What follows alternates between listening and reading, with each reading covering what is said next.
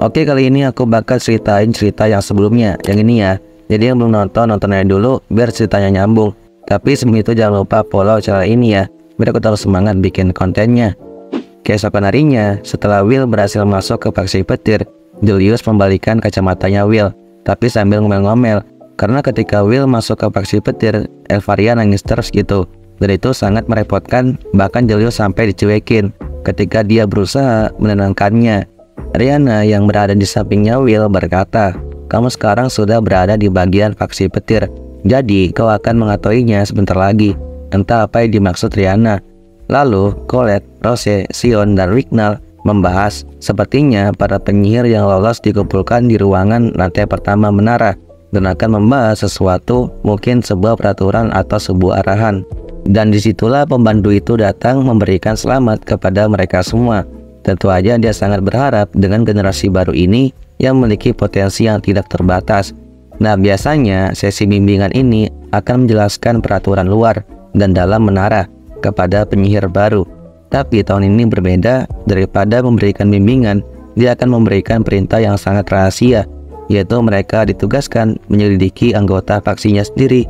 Karena semenjak adanya kejadian Triminara, sepertinya ada pengkhianat di antara mereka. Tentu aja mereka bingung, kok bisa ada pengkhianat gitu.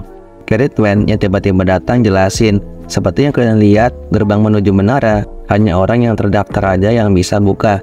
Tapi entah kenapa musuh yang kemarin bisa buka, bahkan dibuka dari dalam menara. Jadi mungkin aja ada orang dalam menara yang terlibat dalam hal ini, yang sedang membawa Rigarden menuju kehancuran. Nah, tapi mereka tetap bingung, kenapa mereka diberikan tugas sepenting ini, padahal baru aja lulus dari akademi. Tapi Sion suruh jelasin mereka itu sebenarnya siapa.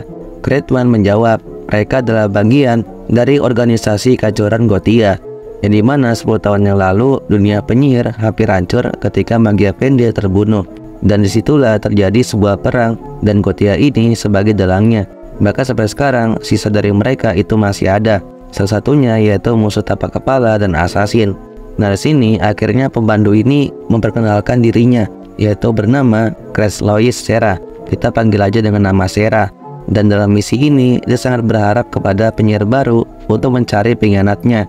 Tentu aja Sera juga terlibat, tapi sebagai mediator. Setelah sesinya sudah selesai, mereka membahas tentang pengkhianat tadi. Karena masih nggak menyangka kalau disuruh selidikin faksi sendiri. Bahkan Wignall juga nggak percaya, karena nggak mungkin para elf melakukan hal sejahat itu. Rihanna dari tadi kelihatan capek dan sepertinya ada sesuatu yang terjadi di faksi petir. Lalu Colette yang awalnya masih nggak percaya, sekarang dia mengerti karena mereka sudah dipercaya. Jadi waktunya kita melakukan mata-mata. Ya, di sini Colette seperti menjadi pemimpin mereka. Keesokan harinya, sepertinya mereka sudah mulai masuk ke faksi masing-masing karena terlihat Colette yang sudah berada di faksi tanah. Dari sana dia diperlakuin seperti ratu cuy. Karena kapan lagi ada keluarga elit yang masuk ke faksi tanah. Bahkan dia adalah wanita muda dan mempunyai darah keluarga yang berpotensi untuk menjadi Magiavende. Makanya mereka sangat berharap kepada Colette. Di sisi lain, Elfaria masih jadi nangis. Ya, kalian tahu lah alasannya kenapa. Julius yang melihat itu gak tahu mau harus ngapain lagi. Tapi dia mau punya ide, yaitu dengan berkata, "Penyihir hebat Elfaria, aku dengar dari Will. Dia bilang kamu sangat cantik, jiwa yang baik hati, dan sangat disayangkan. Will tidak ada di sini bersama kita, tapi aku percaya dia. Jadi maka dari itu tunjukkanlah dirimu seperti biasanya, seperti yang Will tahu." Berkat itu Elfaria tenang kembali dan memberikan selamat kepada mereka yang sudah berada di faksi S. Tentu aja Elfi sangat senang karena rekrutan tahun ini adalah murid terbaik yang sudah mereka terima, terutama Julius.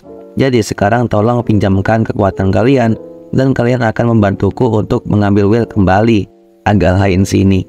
Di sisi lain, terlihat Wignall yang sudah berada di faksi elf. Tapi bukannya disambut dengan meriah, tapi malah disambut dengan penghinaan.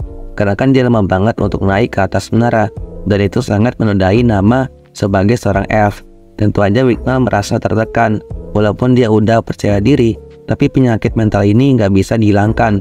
Tapi tiba-tiba Elnor melemparkan sebuah kalung dan dia menyuruh Wignall untuk memakainya.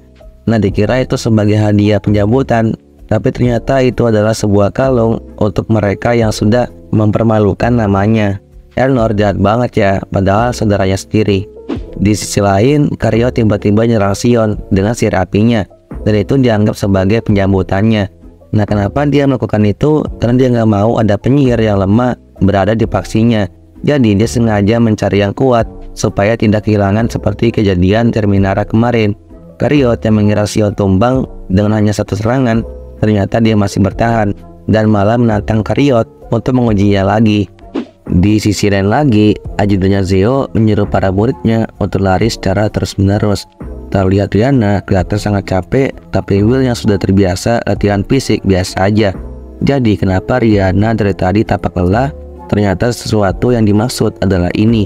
Dan kenapa mereka disuruh latihan fisik? Supaya kekuatan sihir petir muncul di dalam dirinya.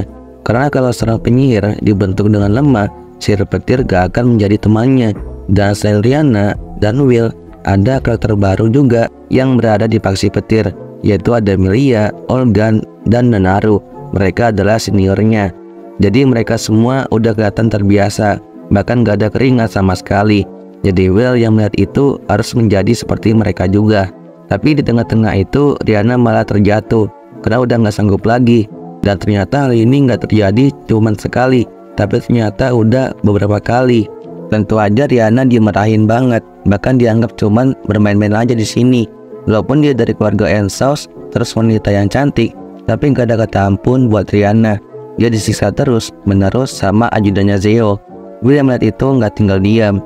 Dia bertekad untuk menggantikan Rihanna. Jadi Will yang akan mengambil sisanya supaya Rihanna bisa istirahat. Nah, karena itu dia disuruh lari 100 putaran. Tapi ketika Will udah selesai, malah disuruh lagi lari 100 putaran. Bahkan ditambahin lagi 200 putaran, 300 putaran, 400, 500, sampai totalnya itu 1600 putaran. Tentu aja Will kecapean banget. Karena itu dia dimarahin. Mentang-mentang udah terkenal, tapi sesokan ngambil bagiannya orang. Tapi para seniornya memuji Will karena dia membuat sebuah rekor baru, yaitu melakukan putaran sebanyak 1600. Nah, ketika Will udah gak sanggup lagi, tapi Zeo malah tiba-tiba datang ngajak sparring. Jadi latihannya nambah lagi. Pindah cerita, para pasukan Gothia ditunjukin secara misterius, dan mereka sedang membuat rencana baru untuk menghancurkan langit palsu, yaitu mereka menyuruh orang bernama Seth untuk mengambil kunci dari penyihir supaya mereka bisa masuk ke atas menara. Singkat cerita, Will yang bersama Zeo akhirnya sparringnya berakhir juga, bahkan sampai malam. Dan kenapa Zeo rela menambahkan latihan ini? Supaya kekuatan pedang sihirnya Will makin kuat. Jadi setelah habis latihan, Will akan berduel dengan Zeo sebagai latihan penutupnya. Kalau kayak gini mah, Will gak ada waktu untuk melakukan mata-mata. Milia yang melihat Will mendapatkan perlakuan khusus sama Zeo sangat iri karena dia pengen juga duel sama Zeo. Tapi Nanaru sama Olgan berpendapat itu wajar aja karena Will emang sangat kuat. Tapi bagaimana dengan yang satunya? Maksudnya adalah Rihanna. Dia malah sebaliknya, tidak ada harapan. Sudah lama melakukan latihan, tapi masih tertinggal jauh. Bahkan Milia berani bertaruh, Rihanna sebentar lagi akan keluar karena gak ada gunanya bertahan kalau gak ada perkembangan. Dan Rihanna lemah untuk menjadi seorang kesatria of Thunder. Dia benar-benar direndahin banget cuy, karena pada dasarnya para faksi petir emang harus kuat seperti Zeo. Di sisi lain, Will lagi mandi untuk menyegarkan tubuhnya. Dan dia juga berpikir para penyihir faksi petir sangat bekerja keras, jadi nggak ada satupun penyihir yang mencurigakan. Nah, ketika Will mengeluh tentang latihan ini, dia tiba-tiba mendengar suara. Will pikir dia hanya sendirian di sana, tapi pas didatangin, ternyata suara itu dari Rihanna yang nyasar ke kamar mandi laki-laki. Ya karena Rihanna seperti nggak sadar, dia depresi mengeluh dengan dirinya sendiri. Anggap dirinya sampah lah, seorang pengecut, sebuah kegagalan, tidak bisa menolong keluarganya. Dan dia merasa sudah mengecewakan neneknya. Nah, karena Rihanna nggak sadar, Will cepat-cepat ngasih dia handuk untuk menutupi badannya. Dan dia berkata kepada Rihanna, semua yang kamu katakan itu nggak benar, karena kamu adalah seorang penyihir yang hebat. Aku sangat menghormatimu. Tapi karena Rihanna sudah sadar, jadi dia menyuruh Will sambil malu, mending kita bahas aja di tempat lain. Mereka pun membahas itu di kamarnya Will. Bukan berarti mereka satu kamar ya, Rihanna cuma mampir doang. Dan sebelum membahasnya, Rihanna minta maaf kepada Will atas kejadian tadi. Pasti neneknya sangat kecewa jika dia tahu apa Rihanna yang sudah lakukan. Tapi Will bilang, udah kamu gak usah minta maaf. Dan nenekmu itu apakah dia adalah orang yang berharga di hidupmu? Rihanna pun menjawab, dia adalah satu-satunya orang yang aku percaya di keluargaku. Dan apakah kamu tahu, mataku yang berwarna biru ini dianggap tanda kurang baik. Karena biasanya dari salah satu kesatria yang paling berani dan yang paling kuat pasti matanya berwarna seperti warna sebuah petir. Tapi Rihanna sendiri matanya malah berwarna biru, sehingga dia direndahkan sama keluarganya sendiri. Seperti yang kita lihat, ketika anggota keluarganya Rihanna ada yang meninggal, Rihanna bertekad untuk menggantikannya. Tapi keluarganya nggak percaya sama sekali sama dia, kecuali neneknya yang selalu mendukungnya. Dan suatu saat Rihanna akan menjadi seorang kesatria yang hebat, seperti Roichi yang ada di cerita di dalam buku, karena sama-sama memiliki mata berwarna biru. Apalagi Roichi adalah karakter yang lemah, tetapi dia menggunakan kecerdasan dan kebijaksanaan untuk mendapatkan kekuatan yang sangat kuat. Oleh karena itu, Rihanna mendapatkan gambaran seorang kesatria yang bisa dia perjuangkan. Bila mendengar itu, ternyata dia sudah tahu tentang buku Roichi Sang Kesatria, padahal bukunya kurang terkenal. Dan kenapa Will bisa tahu? Karena Elfie sangat menyukai buku, dan dia selalu menceritakannya kepada Will.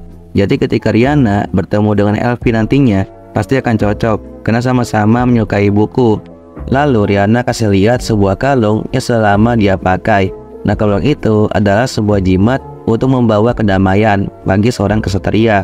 Mereka yang menyandang nama Owen Souls akan selalu memakainya setiap saat dan terus-menerus menyalurkan energi magic ke dalamnya, sehingga mereka dapat memenuhi sumpah mereka sebagai seorang kesatria yang terhormat. Awalnya dia ingin menggunakan kalung ini kalau Will tidak bangkit untuk melawan Grenduk. Dengan kata lain, dia harus mengorbankan dirinya. Will mengatakan itu meminta maaf kepada Rihanna, dan dia berpikir sepertinya selama ini Rihanna bertarung dengan dirinya sendiri. Walaupun dia dianggap lemah sama keluarganya, tapi dia adalah seorang penyihir yang hebat. Ini adalah bukti nyata dari kerja kerasnya. Setelah itu, Will bertanya lagi kepada Rihanna, bagaimana latihan larimu? Rihanna menjawab, aku sudah mengerahkan seluruh kekuatan fisikku dan sihirku untuk lari secepat mungkin. Will pun memberitahu kesalahannya, coba turunkan sedikit penggunaan sihirmu. Soalnya para senior tidak terus-menerus menyalurkan sihir petirnya, tapi mereka menggunakannya sedikit mungkin, seefisien mungkin. Lalu Will juga memberitahu tujuan dari semua lari ini adalah untuk menghancurkan kita, dan mereka ingin melihat apa yang kita lakukan setelah kita hancur. Apakah kita akan terus berlari, apakah kita akan menyerah, atau kita akan bangkit seperti kesatria berani seperti di buku cerita. Dan sebuah perjuangan keras tidak akan pernah mengkhianati hasil. Aku tahu kau pasti bisa melakukannya. Dan jika kamu tidak keberatan, aku sedikit menyukai mata birumu karena bersinar layaknya sebuah permata. Rihanna pun menjawabnya, cinta pertamaku juga mengatakan hal yang sama. Keesokan harinya mereka pun latihan seperti biasa, tapi Rihanna masih aja tertinggal jauh. Tapi karena dia sudah tahu triknya, akhirnya Rihanna bisa menyusuli para seniornya. Tentu aja mereka kaget melihat perkembangan Rihanna. Walaupun Rihanna tidak sekuat para seniornya dan tidak bisa mempertahankan kecepatannya, tapi dia bisa memberi dorongan sementara kepada dirinya yang cukup untuk mengajar. Jadi dia menyalurkan sihirnya itu secara efisien. Ajudannya Zeo yang melihat semangat Rihanna sangat senang, karena itulah yang dia inginkan, yaitu mendorong sihir menuju batasnya. Satu-satunya cara untuk mengimbangi Zeo adalah dengan merubah menjadi petir itu sendiri, dan kamu harus menjadi lebih kuat, lebih cepat, capai tujuanmu, dan teruslah berlari Rihanna, perhatikan langkahmu. 3 hari kemudian, Rihanna dan Will disuruh berbelanja di luar. Tapi di tengah jalan, mereka malah ketemu sama Kreus. Awalnya, dia pengen memberi pelajaran kepada Will. Tapi karena dia ingat kalau Will ini adalah barang langka, jadi dia memaksa untuk datang ke ruangan laboratoriumnya. Padahal Charles atau babunya udah nyuruh pergi dari sini, tapi dia tetap memaksa Will. Karena itu Rihanna langsung bertindak untuk menghentikan Kreus, dan dia mengancamnya, kalau kamu menyentuh Will dengan hanya 1 jari aja, Zeo akan segera mendatangimu. Karena itu Kreus pun pergi dari situ. Lalu Rihanna dan Will lanjut jalan lagi, tapi malah ketemu sama Julius di tengah jalan. Sepertinya dia diberikan tugas yang sama. Nah, mumpung Will ketemu sama Julius, dia pun berterima kasih karena sudah membantunya untuk bergabung ke salah satu faksi. Walaupun nggak bisa bergabung dengan Julius dan Elvaria, Julius pun menjawabnya, kalau kamu pengen berterima kasih, lakukanlah sesuatu, yaitu ketika Will berhadapan sama Elvaria, katakanlah kesan yang bagus dirinya Julius kepadanya, supaya Julius bisa menjadi penerusnya. Will pun setuju mengenai hal itu dan sangat menantikannya. Malamnya, mereka pun berkumpul di restoran Paradrov, tepatnya di bawah menara.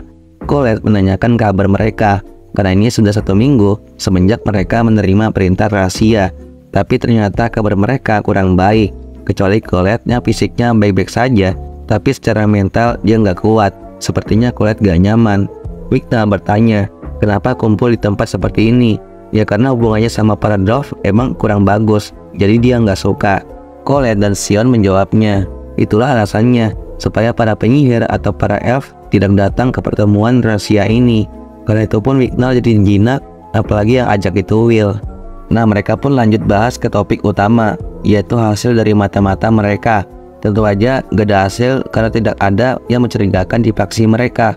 Nah, karena dari mereka ada yang kurang, Rihanna bertanya, Julius dan perwakilan faksi kegelapan dan faksi angin kemana? Apakah mereka terlambat? Lalu disitulah Emma dari faksi angin dan Mike dari faksi kegelapan akhirnya datang juga. Nah, pasti kan udah gak asing dong sama Mike, apalagi sama Emma juga yang pernah ngajakin Will ke partinya. Dan tampaknya Mike ini sangat ramah karena dia menganggap Will sebagai temannya, bahkan gak berniat merundungnya seperti Sion. Apalagi dia sangat berterima kasih kepada Will karena sudah bertarung demi kita semua di kejadian Terminara kemarin. Setelah itu, Colette pun bertanya kepada mereka berdua bagaimana hasilnya. Tapi ternyata sama aja, gak ada hal yang mencurigakan di sana. Apalagi Mike terlalu takut sama faksinya sendiri, sampai dia gak berani melakukan mata-mata. Emma pun penasaran, apa sebenarnya tujuan musuh kita itu?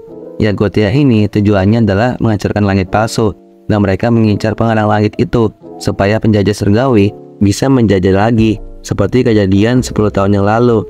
Di tengah pembicaraan itu, Will bertanya kepada Colette, Julius kemana? Belum datang dari tadi. Padahal ini sudah melewati jadwalnya.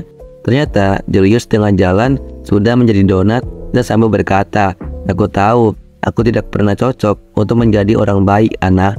Paginya, jasadnya Julius sudah ditemukan di sana. Ramai banget. Temannya Julius yang selalu bersamanya tidak menyangka kalau hal ini akan terjadi. Lalu Colette dan Will yang melihat Julius terkapar sangat terkejut juga. Tapi ketika Will mengecek jasadnya Julius, dia malah menyadari sesuatu. Seperti ada pesan yang ditinggalkan sama Julius. Dan karena ini adalah kejadian yang serius, para bagian faksi S menyuruh mereka menjauh dari sini karena mereka ingin mengurusnya. Wignall, Sion, Rihanna, dan lainnya mengira pasti ini adalah ulahnya Gothia.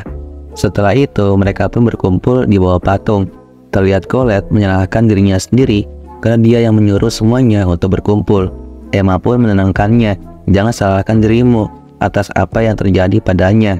Will yang mau menenangkan Colette juga, tiba-tiba dia malah terdiam, seperti menyadari sesuatu. Tapi Will tampak kesal. Wignall lanjut membahasnya. Jika ini ulah Gothia, kenapa mereka mengincar Julius? Mungkin aja mereka mengetahui upaya mata-mata kita. Tapi itu nggak benar, paling ada alasan lain. Padahal Julius tidak mudah percaya dan selalu berhati-hati. Tapi kenapa dia mudah kena serangan yang sangat fatal? Will berpendapat dia mencari sesuatu dan apapun itu yang membuatnya menjadi sasaran. Rihanna berkata, jadi apa yang sekarang kita lakukan? Will menjawab, kita sebaiknya ke faksi masing-masing, mungkin aja mereka memberi perintah tentang hal ini. Dan untuk sekarang kita berjaga-jaga, kita harus lebih waspada dan tetap tenang. Tapi Will sendiri malah nggak balik, dia malah ke tempat kejadian untuk memeriksa sesuatu. Karena Rihanna bersama Will, jadi otomatis dia ikutan gak balik juga. Nah di situ Will menemukan serpian es dan mengetahui kalau itu adalah jejak yang ditinggalkan sama Julius. Jadi ini bukan serpian palsu dari seorang penyihir lain. Rihanna pun berpendapat rasanya sulit untuk percaya kalau ada seorang faksi S akan melewatkan petunjuk seperti ini. Tapi sekarang dia percaya karena mereka berdua semakin dekat untuk menemukan pelakunya dari sebelumnya. Apalagi Will tahu kalau yang membunuh Julius adalah penyihir yang menggunakan sihir gelap. Dan dia melihat tidak ada tanda perlawanan dari Julius, seolah-olah pelakunya adalah orang yang mengenal Julius. Rihanna bertanya, bagaimana kami bisa tahu? Will menjawabnya, tadi pagi aku menguping dari bagian faksi S. Kalau di tempat kejadian itu ada jejak sihir gelap. Lagi pula Julius adalah penyihir yang hebat, tapi kenapa dia nggak sempat membuat penghalang tepat waktu? Jadi Julius diserang ketika mereka sedang berbicara. Makanya Will mengira pelakunya adalah orang yang dikenal sama Julius. Tapi sebelum menemukan bukti kuat, mereka akan bertemu dengan temannya Julius yang bernama Lunais dan Jorua. Sebelum mereka naik ke atas menara, Rihanna bertanya kepada Will, "Menurutmu siapa yang melakukannya?" Will menjawabnya, "Mana aku tahu, tapi aku punya petunjuknya, tetapi penggunaan sihir gelap ini membuat petunjuknya kurang kuat." Di tengah obrolan itu, Will merasa dipantau sama seseorang, tapi karena Kiki tidak menyadari itu, jadi dia mengira perasaannya aja. Dan mereka pun balik ke atas menara karena tidak memiliki waktu yang cukup, dan Will akan segera bertemu dengan temannya Julius. Siapa sangka, firasatnya Will benar, dia sedang dipantau sama assassin yang kemarin. Lanjut cerita, kabar mengenai kejadian Julius sudah menyebar di atas menara, dan mereka sangat penasaran siapa di balik kejadian tersebut. Tapi di samping itu, Will akhirnya bertemu dengan temannya Julius. Lalu dia bertanya, apa yang Julius lakukan kemarin malam? Mereka menjawab, Julius meninggalkan menara sendiri untuk bertemu denganmu dan lainnya. Sebelumnya, dia masih seperti biasa, mengejek kami setelah kembali dari latihan dengan kondisi bau belur.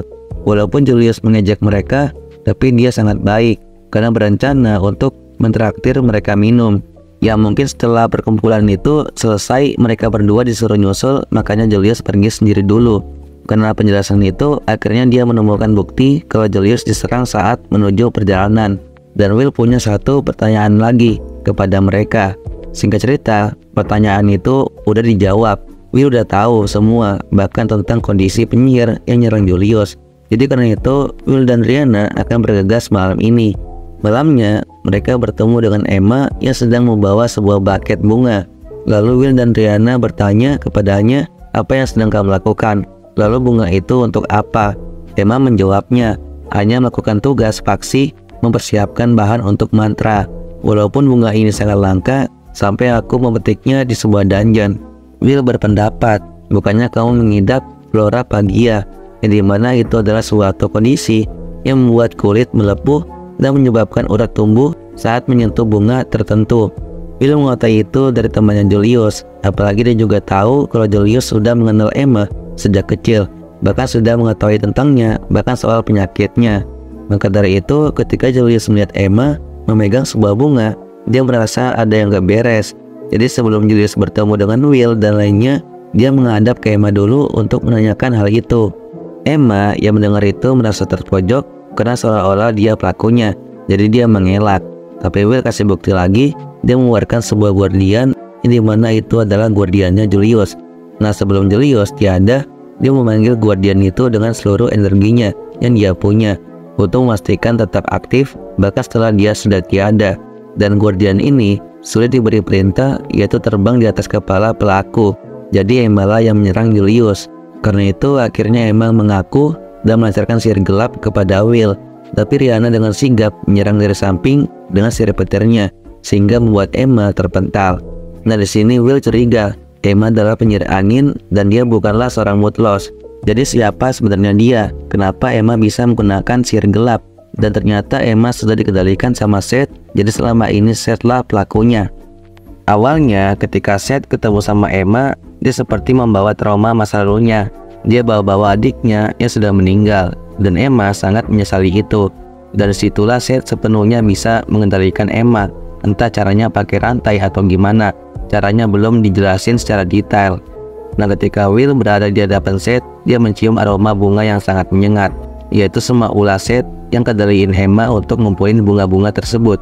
Dan kalau Rihanna ketika melihat Seth di hadapannya, dia sadar kalau Seth ini menggunakan sihir terlarang, yaitu sihir boneka. Dan kalau ada penyihir yang gunain sihir itu, pasti langsung dieksekusi. Tapi Seth malah menjawab dengan sombongnya, berarti mereka melewatkan satu penyihir, maksudnya adalah dia. Nah di sini Will langsung aja ke intinya. Dia bertanya kepada Seth, apakah kamu bagian dari Gothia? Bagaimana caranya kamu masuk ke menara? Apa yang kalian inginkan? Tapi Seth sama sekali nggak jawab pertanyaan dari Will. Dia malah berpikir kalau Will ini pasti mempunyai banyak pertanyaan di kepalanya, yaitu apakah ada Gothia lain di sekitar? Apakah ada boneka lain?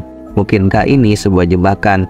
Ya Seth ini malah menebak-nebak pikirannya Will. Bahkan dia menantangnya, siapakah yang lebih pintar? Apakah Will bisa menjawab pertanyaannya sendiri, atau Seth lah yang duluan sudah menyusun strateginya? Nah karena Will nggak tahu apakah ada Gothia lain, Jadi mau nggak mau dia harus ngelawan Seth dulu. Tapi Seth lah yang duluan melancarkan serangannya dengan mengendalikan Emma. Karena itu Emma langsung mengeluarkan sihir angin, tapi sudah tercampur dengan sihir gelap. Dan sihir itulah yang membuat Julius terbunuh. Tapi untungnya serangannya nggak kena mereka berdua, jadi Will dan Rihanna akan segera menyerang balik. Tapi Seth gak tinggal diem, dia mengeluarkan sihir bayangannya itu, sehingga bayangannya Rihanna dan Will mengeluarkan sebuah rantai yang ingin mengikat mereka. Rihanna yang melihat tipe sihir ini sangat terkejut karena dia belum pernah melihat sebelumnya. Nah, walaupun rantai ini mengikuti kecepatan gerakan bayangannya, tapi Rihanna bisa menjauh dari rantai tersebut dengan berlari dengan cepat. Nah, karena itu Rihanna bisa melancarkan sihir petirnya kepada Seth, tapi dia kendaliin Emma lagi sebagai perisainya. Jadi Emma ini mengeluarkan sihir anginnya supaya serangannya Rihanna bisa dihindari. Will melihat itu jadi berpikir bagaimana caranya dia melepaskan Emma, dan dia merasa kalau Emma ini dikendalikan dengan rantainya Seth yang datang dari tongkat sihirnya. Tapi ketika Will berpikir seperti itu, Seth mengeluarkan ledakan sihir gelap sehingga mereka berdua menjauh dari situ. Dan mereka berdua lanjut berpikir tentang sihir bonekanya Seth. Karena dari awal dia belum menggunakan sihir boneka kepada Will dan Rihanna. Jadi mereka belum tahu Seth menggunakan sihir itu bagaimana caranya. Seth yang melihat mereka kebingungan, kesenangan, dan dia menyuruh Emma mengeluarkan guardiannya. Seketika muncullah guardian tersebut, bahkan dibantu dengan bayangannya Seth. Rihanna yang melihat itu khawatir, tapi Will bilang tenang aja, aku bisa mengikuti kecepatan petir, dan kupikir kita bisa membuat tim yang luar biasa. Karena itu pun akhirnya mereka bertarung dengan bekerja sama. Terlihat Rihanna yang memberi dirinya dorongan dengan sihir petirnya itu, dan dia memberi sihir petir ke pedangnya Will, sehingga pedangnya Will berubah menjadi pedang petir. Dan karena itu membuat mereka berdua menjadi bergerak lebih cepat, sehingga para guardian tersebut bisa dikalahkan dengan mudah. Bahkan gak sampai di situ aja, Rihanna dan Will melancarkan serangannya juga kepada Seth, tapi dia bisa menahannya dengan bantuan Emma lagi. Walaupun begitu, Seth panik banget karena mereka berdua lebih cepat dari sebelumnya. Tapi dia nggak tinggal diam, dia mengerahkan rantainya itu kepada mereka berdua. Tentu saja Rihanna dan Will bisa menghindarinya, bahkan rantainya itu bisa dihancurin, sehingga mereka berdua bisa berada di hadapannya Seth. Di situ, Will langsung memotong rantainya yang terhubung dengan Emma dengan pedangnya. Lalu Rihanna menghancurkan tongkatnya supaya Seth tidak menggunakan sihirnya lagi. Karena itu, Seth dibuat benar-benar terpojok karena Emma udah lepas darinya. Bahkan Will sebelum pertarungan dimulai, dia sudah mengumpulkan bala bantuan dengan temannya Julius. Jadi dia udah nggak bisa ngapa-ngapain lagi. Tapi Seth malah ketawa, seakan-akan menganggap Will dan Rihanna itu bodoh. Seketika, dia mengeluarkan sihir gelapnya, dan yang terjadi semua bala bantuan termasuk temannya Julius dikendalikan sama sihir bonekanya Seth. Ya, tongkat sihirnya ada lagi. Rihanna yang melihat itu bertanya-tanya, kapan dia memberi sihir boneka kepada semuanya. Padahal gak ada rantai yang terhubung, bahkan mereka baru aja datang. Will juga jadi berubah pikiran. Ternyata rantainya itu bukan kunci sihir bonekanya. Seth menjawab pertanyaan Rihanna. Dia sudah melakukannya sebelum Rihanna dan Will datang ke menara. Jadi sebelumnya Seth sudah memberi mereka boneka sihir. Nah, karena dia bisa mengendalikannya, dia menyuruh para bonekanya untuk melancarkan serangannya. Untungnya Will bisa menahan serangan itu, tapi dia nggak bisa bergerak karena dia harus melindungi Emma. Tapi Will gak sadar kalau Emma ini masih bisa dikendalikan sama Seth. Jadi dia bingung harus gimana. Nah, setelah Will menghindari serangan yang ada, dia mencoba mengatasi Emma. Tapi Emma berhasil melancarkan serangan sihir angin gelapnya itu, sehingga membuat Will terlempar sangat jauh. Rihanna yang melihat Will terluka parah, dia sangat khawatir banget sampai membuatnya kewalahan. Di situ Seth langsung mengikat Rihanna dengan rantainya. Bahkan Kiki juga kena. Nah, karena Rihanna dirantai, dia merasakan energi sihirnya sedang diserap sampai membuatnya menjadi lemah. Dan ternyata assassin yang sebelumnya mantau Will dan Rihanna dari tadi berada di atas bangunan yang sedang melihat pertarungan mereka sejak awal. Nah, tapi pas dia pengen bertindak, tiba-tiba Davin yang menghampirinya. Dia menyuruh jangan mengganggunya. Kalau kamu bertindak, kupastikan ini adalah hari terakhirmu. Lalu setelah Rihanna dan Kiki dirantai, ternyata Will juga dirantai sama Seth. Tapi sebelum dia menggunakan sihir boneka kepada Will, akhirnya dia menjelaskan caranya, yaitu ketika dia membuat mantra boneka sihir, dia harus memasuki pikiran orang itu dan mencari tempat traumanya, lalu masukkan rantainya ke dalamnya, sehingga dia bisa mengendalikan sepenuhnya. Nah, karena dia lebih tertarik sama Will, Jadi yang jadi target utamanya adalah Will. Rihanna yang melihat itu berusaha untuk bangunin Will, tapi dia nggak sadarkan diri. Karena itu, Seth pun berhasil memberi boneka sihir kepadanya, dan dia masuki pikirannya Will. Tapi dia bingung, kok ada ingatan yang gelap, pasti ingatannya sudah dihapus. Walaupun begitu, dia bodo amat, yang penting misinya lancar. Tapi tiba-tiba, ada seseorang yang menyerang Seth di dalam pikirannya Will. Tentu aja dia bingung, soalnya belum pernah terjadi seperti ini. Dan ternyata yang menyerang Seth adalah Ratu Sihir yang sudah berada di dalam dirinya Will. Lalu karena Seth mengganggu, Ratu Sihir mengusirnya dengan sihir kegelapan, sehingga Seth gagal melancarkan misinya. Nah, ketika dia keluar dari pikirannya, lehernya sudah dicekik sama Will. Bahkan sebelah matanya Will berubah menjadi gelap seperti mata Ratu Sihir tadi. Dan ternyata hal itu terjadi karena Will memakan mantranya Seth. Seth langsung panik banget. Will ini sebenarnya siapa? Dan orang macam apa yang bersembunyi dalam tubuhnya? Maksudnya adalah Ratu Sihir. Nah, walaupun Seth berhasil dari cengkramannya Will, tapi Will tanpa ampun mengeluarkan rapalan tingkat tinggi yang seperti dibantu dengan Ratu Sihir. Lalu mengeluarkan wujud pedang kegelapan dan dia mengerahkannya ke hadapan Seth. Dan kenapa itu seolah-olah dibantu sama Ratu Sihir? Karena bisa jadi pedang itu adalah tongkatnya Ratu Sihir. Ya, kasusnya kayak sama Elfie lah. Jadi di dalam dirinya Will sudah ada tongkat sihirnya Ratu Sihir dan Elfie yang bisa menciptakan pedang dengan sendirinya. Ceritanya pun berakhir di sini. Dan oke, segitu aja video kali ini. Jika kalian suka sama konten aku, di follow ya.